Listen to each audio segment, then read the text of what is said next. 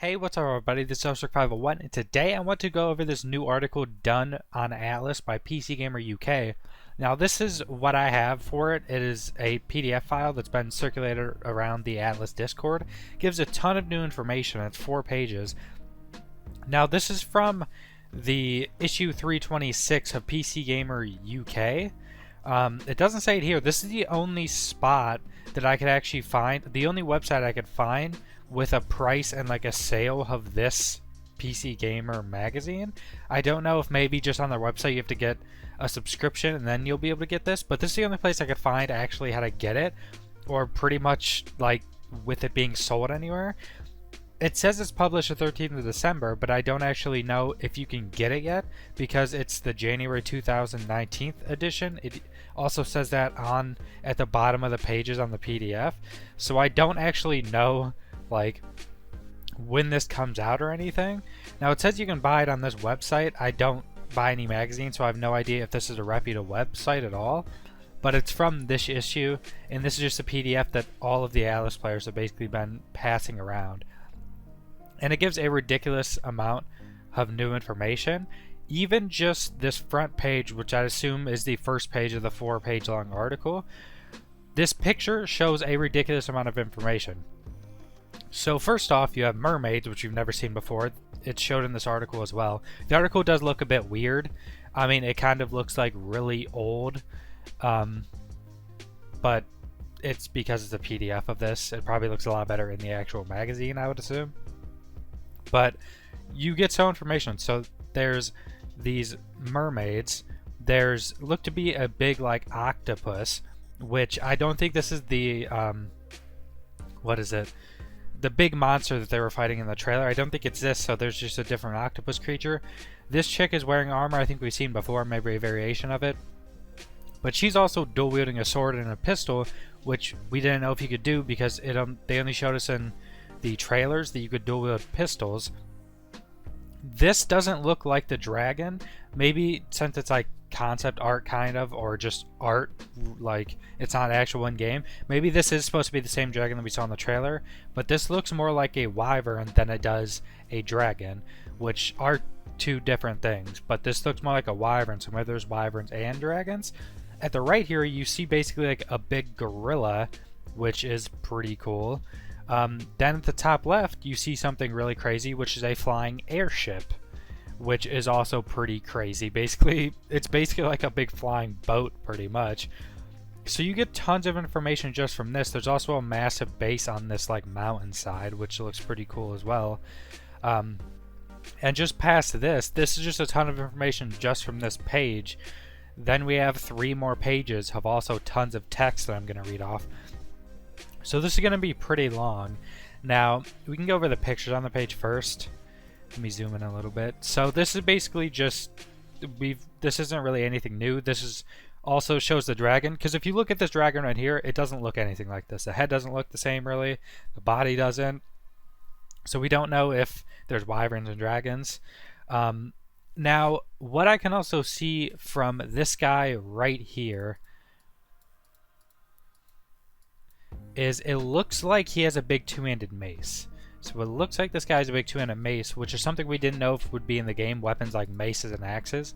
I'd assume they should be in it because they're in like updating the melee system quite a bit. But that is pretty cool if he has a big 2-handed mace in this, and that we're going to have those type of weapons. Then this picture right here is basically, it looks really bad because it's on a PDF of a magazine that I'm trying to zoom into more. But it basically just shows a bunch of people around a campfire. There's not much to learn here really. Then we have basically, this is like a scale comparison. So in the center here, this little square that they have circled is the entire map of the island on Ark. So the entire map of the first Ark map is right here, and this just shows you the map. This isn't the size. This is the actual size of if they put that map in the center of the Atlas map. Now it's just showing the basically area. They're not showing like all the islands and that type of stuff, but this would be the size of the Ark map in the entire Atlas map, which is pretty crazy, just kind of showing you a better like scale of how big this is going to be. It's also going to be a globe, so if you went straight and if there was nothing in front of you so you could go straight as long as you wanted, you would end up at the same spot you started. So it is a globe. It's not just a flat map that's going to have a boundary that you can't go past like an arc. So it's going to be a complete globe, which I think definitely adds to the immersion of it being kind of an actual world that you're in. So that's basically it for the pictures on the first part. There's a lot of reading, but let's just get into it because there's a lot of information. It is hard to fight a ghost ship while the person in charge of the cannon is playing Do Re Mi on the accordion badly. In addition to this wisdom, pseudo wildcard's enormous piratical? I absolutely have never seen that word. Maybe this is an actual UK one and there's some words. I have no idea how to pronounce that. But Project Atlas has also taught me how to make the ocean equivalent of a handbrake turn. Slam the rubber in one direction while the sails are only half open. Slam the rudder. Oh. Whatever, I'm terrible at reading. It's early. And the friendly fire is definitely enabled. Okay, so there's friendly fire. So we do know that. So I'm wondering if you could actually shoot. Like, I would assume like shooting and meleeing and stuff like that. In Ark, it was baseline on, which makes sense. But I'm wondering if you're able to like shoot your allies' boats on accident and blow up your allies' boats on accident. That would be pretty bad. I mean, you can do it with dinos as well. Atlas is an MMO themed around piracy. Think Ark meets Eve Online on the high seas. There's a survival element, so you need to keep yourself fed, watered, away from dread beasts, as a reasonable temperature, and so on.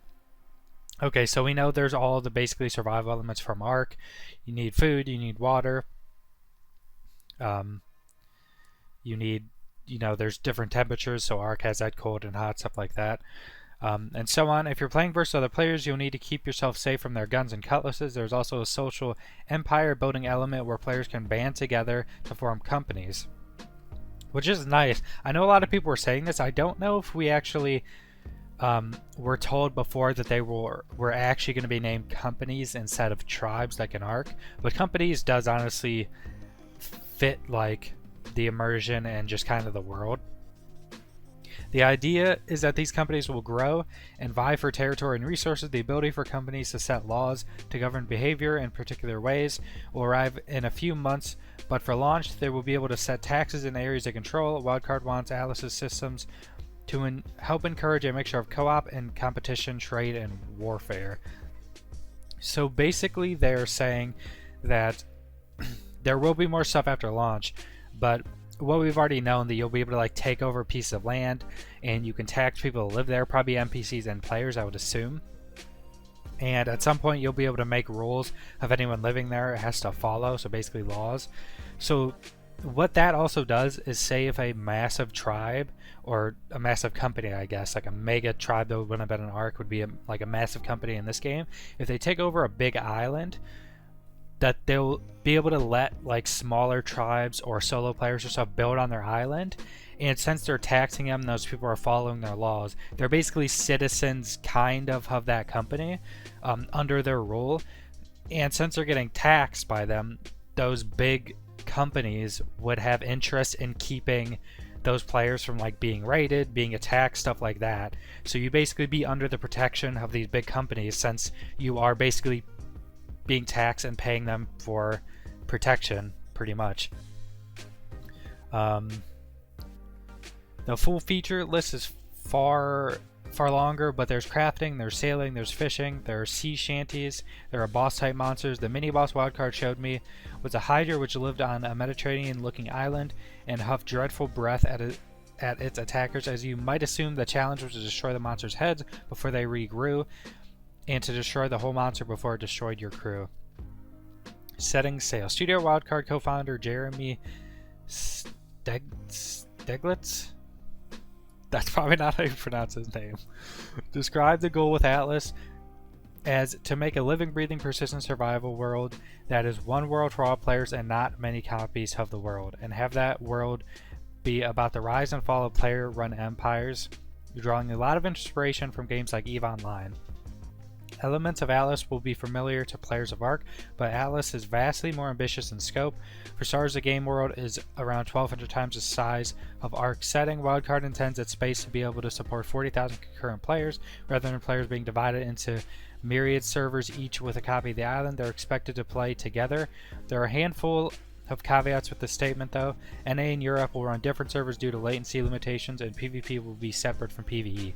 So basically, they're telling us some of the stuff we knew, some of the stuff I don't know if it was 100% confirmed, but there will be like every region. I know they're saying just NA in Europe right now.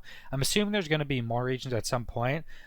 But so say in NA there would be a PvP and PvE server. In Europe there would be a PvE and PvP server. So basically any regions they come out with will have two servers, one PvP, one PvE, which is probably the best way you're going to be able to do this. And basically how this is going to work. So basically on Ark, say you're on one server. That server is like their persistent world, right? If someone builds a base right here, if you're on that server, it's there. If you go to a new server, it's not there. It's a completely different server. But on this, even though the entire map will basically be split up into like different servers almost, at least for like latency and connection to the different like regions pretty much. It'll all be still one world. So if you are going through one area and you go to a new area that's technically on a different server, you're not going to get a load screen or anything like that. You're not even going to realize you just crossed a line into a different server. But it's going to be a different server, but still the same world. So if someone builds a base there, it's always going to be there for you until it gets destroyed or something. But it's always going to be there. If something's there, like if there's a player massive company base there and you go there, it's always going to be there. It's not going to put you on a different shard if you go there another time. It's not going to send you to a different shard. So it's still going to be one persistent world with different servers as these regions, basically so they can hold this many players without servers crashing and not being playable. A studio demonstration with a dozen or so people means it's hard to assess how the tech will hold up on such a large scale. By the time you read this article, Atlas will have dealt with day one interest spikes, so the tech's robustness should be easier to access. Game's still not out yet. They probably thought it was going to be released on the 13th when they made this article. This article was most likely before the official trailer released as well. Wildcard has also hired up the tech dedicated infrastructure engineers and ensure the devs can add more area to the in-game play space if it's needed, as well as tapping into their own prior experiences with Ark. So they're basically saying that they actually have people that is their job to run servers, to run the tech side and engineers, stuff like that, which is really good. Pretty much any super big game like this should have that. They're also saying that they made the game so they will be able to expand the actual size of the world. So say if they and all DLC in this article as well, they also say that all DLC and content should be free, because it wouldn't make sense if they sprout up a new island or made a new landmass and then some players couldn't go there. So that all that stuff's going to be free, but they could do that. They can make some new big island somewhere on the map, or expand the map some and add some more islands, and they will be able to do that, which is definitely good for adding more content into the game. Even though the base map is still going to be massive, and I would assume they might not increase it maybe anytime soon, but actually just add more into the overall mass of the map that they have. To get a flavor of how ship battles might play out, this is actually pretty hard to read in this PDS. PCG's Steven Mesner joins me aboard an enormous ship as we set sail with a mixture of game developers and NPCs for our crew. As captain, I take on steering and sails, while Lieutenant Steven deals with cannons and the accordion.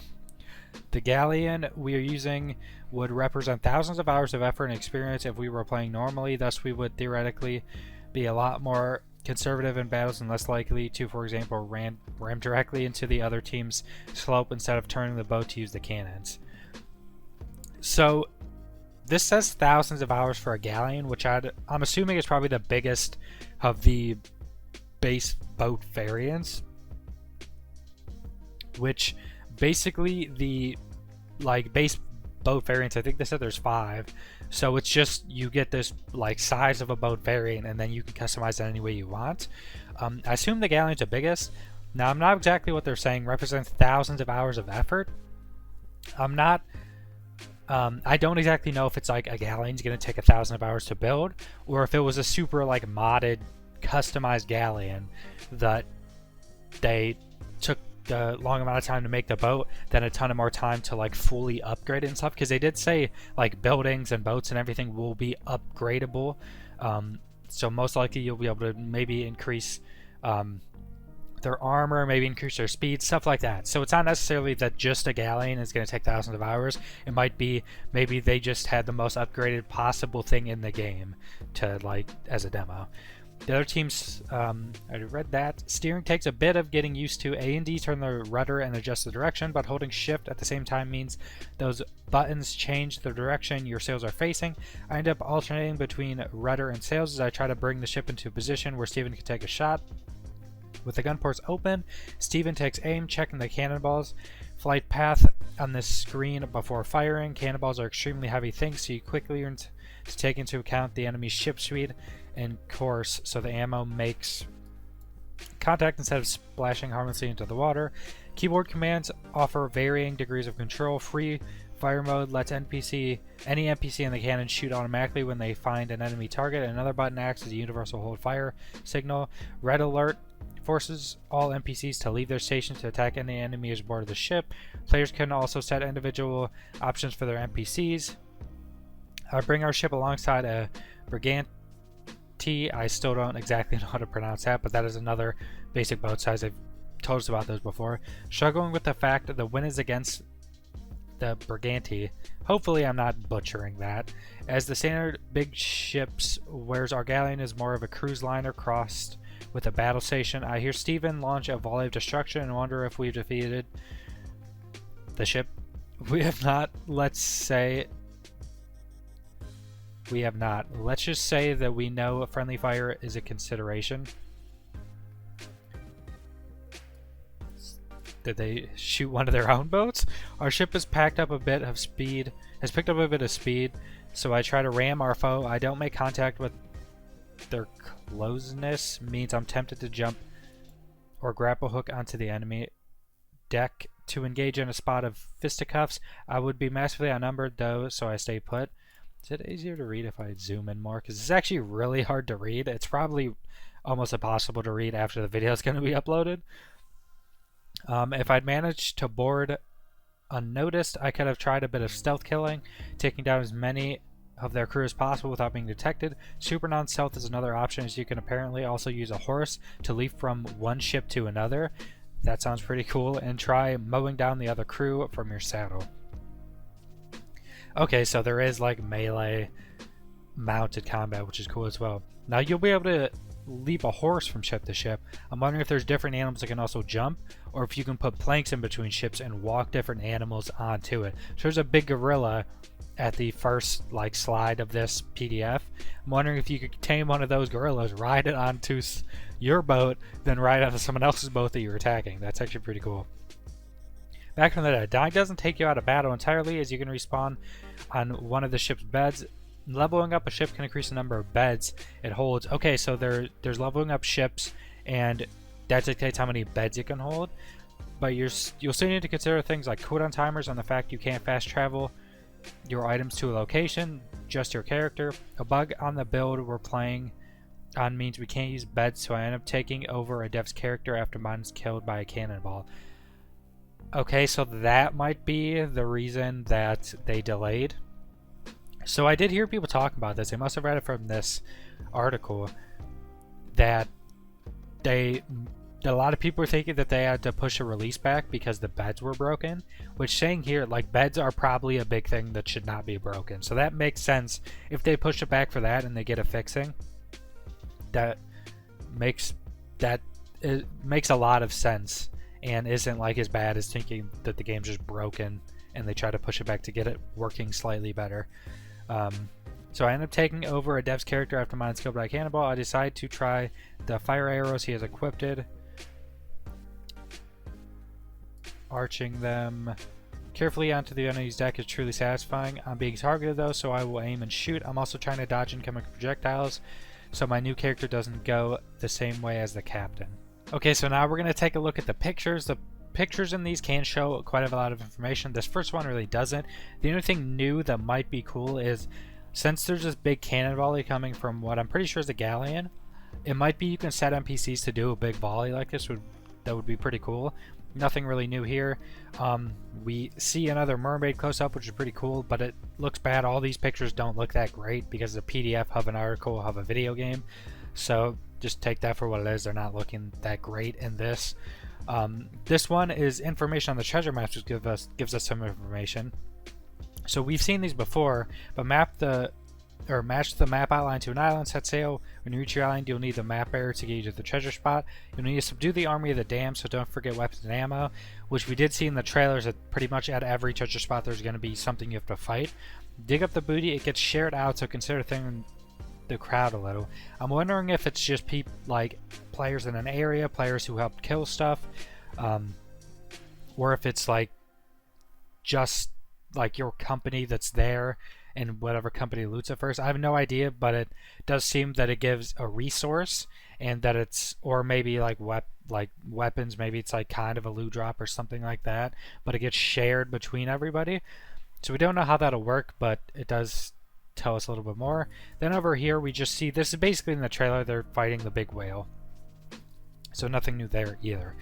So we're also taking on water due to the damage sustained in the fight. So far I pull out a repair hammer and try to find the damage areas. There's a mini game of sorts which lets you repair the ship faster. Click to start a repair, and again to stop the moving cursor in the highlighted section of the bar. It moves quickly and I run out of metal before I master the system. I still have my arrows though, and the enemy ship has started sinking, meaning all we need to do is repel boarders and we've won the fight. I stand on the side of the ship picking off survivors as they splash towards us. It's all going well until I fire a flaming arrow into our own deck, and I walk away hoping that the hubbub has concealed my error. The last foe dies. It was a fiery death, so I'm hopeful that he wandered into my deck conflagration. Alas, he shot his own fire arrow into his own feet, but a victory is a victory, and it is their ship at the bottom of the sea waiting to be looted, not ours. Staying on the PvP server, we also tried a little PvE action. A map piece is washed ashore in a bottle and shows a piece of land with the treasure buried at the traditional X. Finding the treasure involves a cartography challenge where you need to match the shape of the island in the map segment with an island in the game. The map might also be rotated slightly, so there's a light visual puzzle element. Our treasure island is a few minutes away by a slope, a small single deck boat. The maps requiring further journeys will yield better treasure. I can't talk or read super blurry text. It takes us a little while to get going because the dev team might want to show us land travel methods like a carriage pulled by bears. Okay, so that's pretty cool. By bears is interesting. So carriages can be pulled by multiple dinos, or not dinos, multiple creatures or animals. I find that I can fire arrows out of the window and into a moose from the safety of the carriage. So we also need to factor a moose fight into our journey time. Steven is told that his ships gradually take damage from being out at sea, and that it's therefore wise to drop anchor every now and again to halt that process, as well as making repairs and stocking up on supplies. I learned all that in the early session, so I drag the dead moose to Steven's feet and then get into the water so I can punch a manta ray. Manta rays are harder than I thought.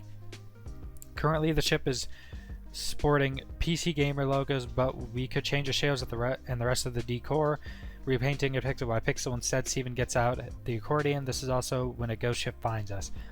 Ship shape. Ghost ships, known as the ships of damned and Alice, are useful as their source of NPC crew. If you sink a ship that is damned, you free the people trying to enslave, and you can recruit them yourself if you need. Cash flow matters for this, as if you don't pay them, they will mutiny. They are freelancers after all.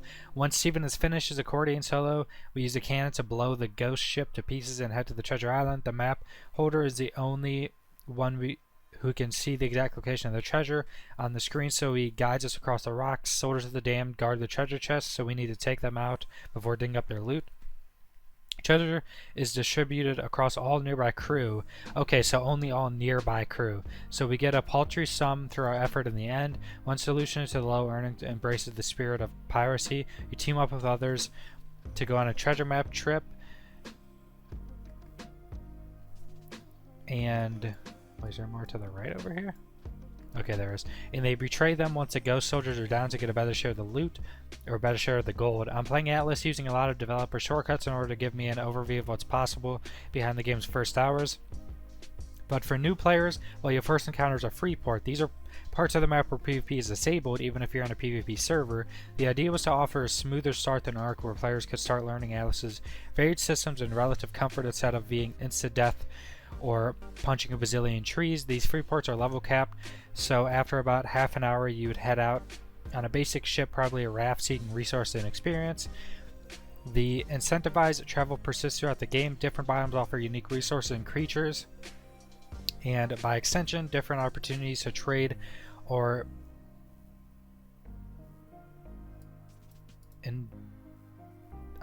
this word is actually so blurry compared to the others.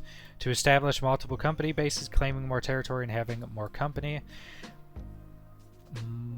Having more company ships out and about will also increase your vision of the map. Okay, so wait, let me read this again. This incentivized travel persists throughout the game. Different biomes offer unique resources and creatures which renew, and by extension, different opportunities to trade or to establish multiple company bases. Claiming more territory and having more company ships out and about will also increase your vision of the map, granting valuable knowledge of what other companies are up to.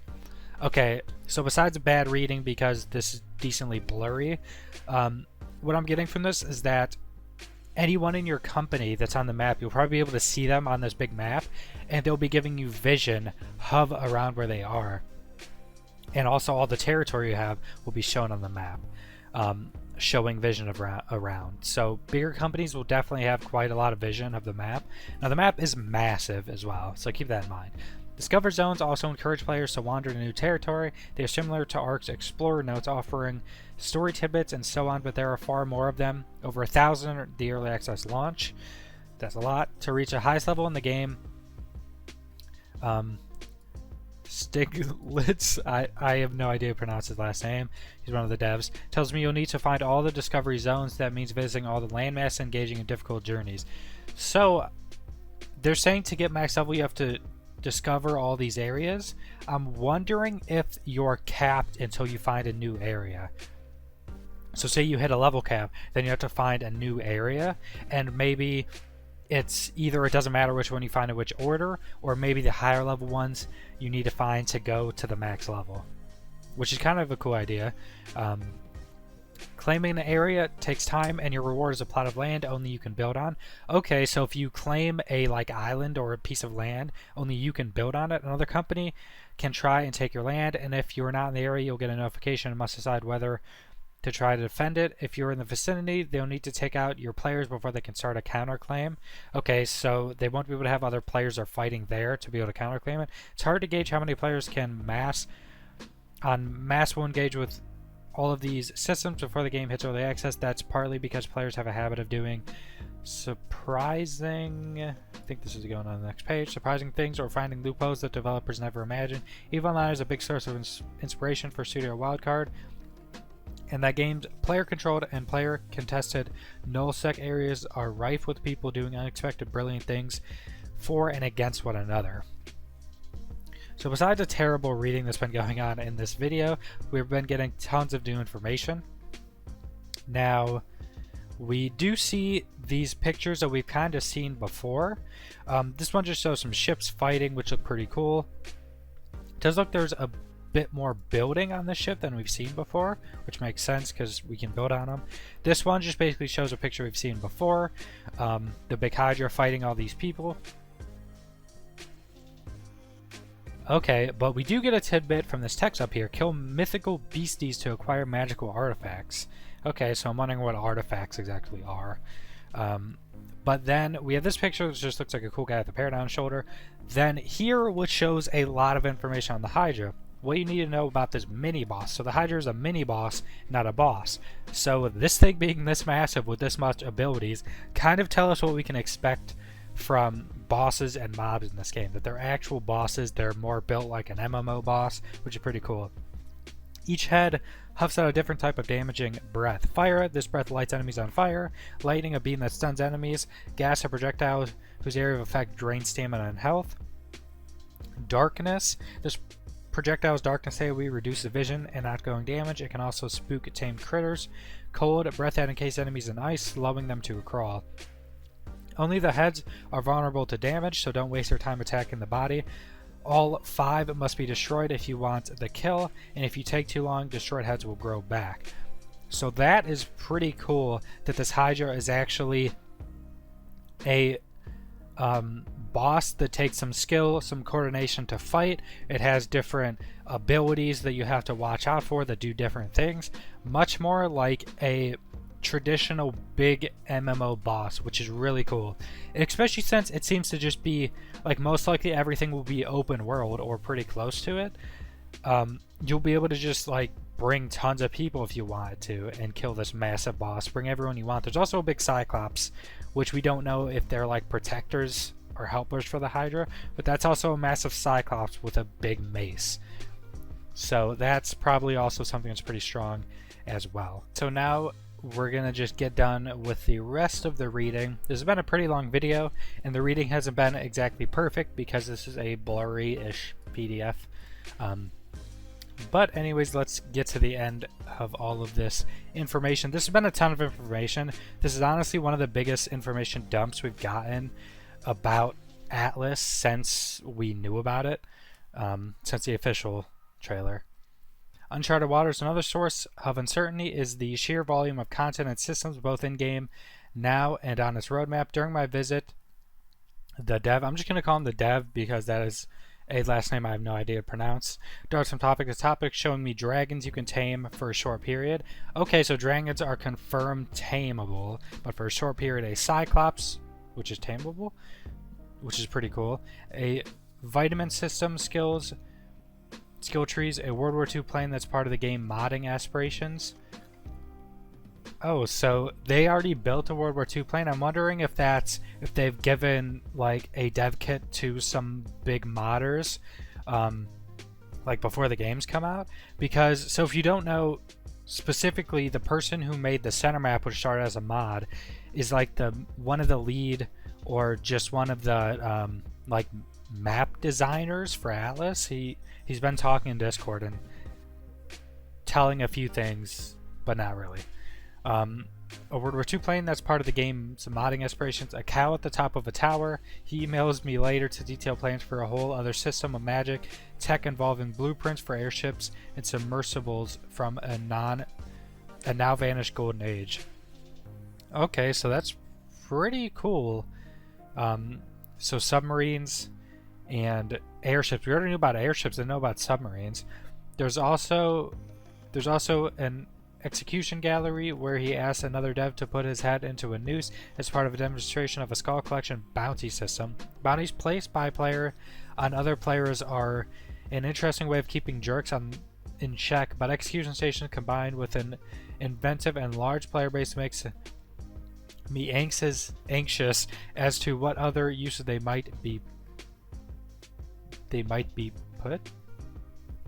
The dev talks at breakneck speed and without pause, so concepts from the present, the next few months, and the far further start to rub up against each other. Generally, they occupy a spectrum in which, for me, runs from sure to I'm sorry what. For example, character aging will be purely cosmetic at launch. After a while, it will become a game system, gradually applying buffs and debuffs to simulate the effects of time and requiring a player to either find a fountain of youth or risk permadeath after a few months. Yep, I'm still following. Oh, so a few months of playing will be permadeath. That's quite a while. And then we're suddenly talking about a multi-generational character system involving mating with other players in order to create babies, and then raising the babies to age 20, at which point, you will be able to body swap into them and starve off death by becoming your own progeny. I have so many questions. The team has benchmarks and touchstones it wants to hit along the game's 2-year or so path to a 1.0 launch, but alongside that, the devs will be checking on what players like or dislike in order to shape the experience. I mean, Arcs wasn't supposed to be creature-centric, and that became its USP after players fell in love with it. Top any ship sinking battle turn into lootable wrecks, which is also some more information. So any ship you take down will be lootable. In love with it. Where's the next piece? Okay, so it's just this. Learning from Arc, particularly mistakes made from Arc, will be important for Wildcard. The older game didn't struggle for sales, but it did have a volatile early access journey. Particular flashpoints during this period were the launch of paid DLC while Arc was still in early access, and an abrupt doubling in price at the tail end of early access to match retail pre-order. This time, however, Wildcard tends to communicate pricing information well in advance. For example, the dev makes it clear that although the game will launch at $30 for early access, it will ultimately intended to be a $60 prospect. He notes that paid DLC is very unlikely given the way the game works, and Atlas Islands popping into existence that not everyone can access would be disruptive, which we talked about before, and it makes sense. On the money, given the persistent nature of the game and the lure of showing off a fancy pirate outfit to an audience of potentially tens of thousands, the dev expects monetization and Atlas to center on cosmetic microtransactions. At the moment, these are likely to turn up before the game leaves early access, maybe around the 6 to 12 month mark, depending on how solid the game's footing is at that point. Ongoing performance issues and Arc were a repeated grumble for me and other players, so I asked about Atlas's optimization. According to Wildcard, Atlas is using a newer version of the Unreal Engine, meaning that it will take advantage of performance improvements Epic has made. We have better streaming methods as the dev. There's not as much being pushed onto the client at one time. Particularly the nature of the world splits it up better, and then also the newer code we're using runs faster and faster, and we've learned some of the dials we can adjust on lower end systems. Thus Atlas should run better at early access launch than Arc does right now. Cedar Wildcard will then continue to work on improvements. So that's very good news that Atlas should run better at early access launch than Arc does right now. And Arc right now, besides being in massive bases, especially on PC, I have a decent PC, so I get pretty good frames on Arc, even with decent graphical settings. Most of the time, unless you're going into a massive base, then that's kind of more understandable that you built this huge massive base with so many different parts and dinosaurs. The dev hopes that Atlas will marry the player-built elements of EVE Online and some of the game's economic aspects with a moment-to-moment survival experience and a compelling sailing system. If this game works, there hopefully won't be a need for another survival game, he says, because it should, in theory, be able to do over time just about anything you could ever want from a first-person grounded survival game. I'm not trying to disrespect the dev, by the way, by not saying his last name. I have no idea how to pronounce his last name. So I'm just not going to butcher it every time it comes up. It's an ambitious aim, so he goes on to add, obviously not everything anybody could ever want would be there day one. Like in any early access game, it's to be iterative. We'll be seeing where players want to go. Do they want more crazy PvP mechanics? Do they want more empire building systems? Do they want more sailing systems to increase realism there? Or do they want more quests and narrative content? If they want all these things, hopefully we can do all of those things. And that is pretty much the end of this PDF. I don't know if there's more to the article or not. This is just the PDF. But this video is going to be pretty long. I'm not going to cut it up. If you guys get to the end, thanks for watching. Subscribe if you want to see more Atlas content. I'll definitely be doing a ton of Atlas stuff, especially when it comes out. Let me know what you think about this new article. Sorry about the terrible reading. This is not very easy to read in this PDF. It's not sharp at all. Maybe I should actually download this, put it in Photoshop, and sharpened it up. But anyways, thanks for watching. Leave a comment if you like, or leave a comment what you think about this, what you think about Atlas overall. Leave a comment or leave a like if you like it, and thanks for watching.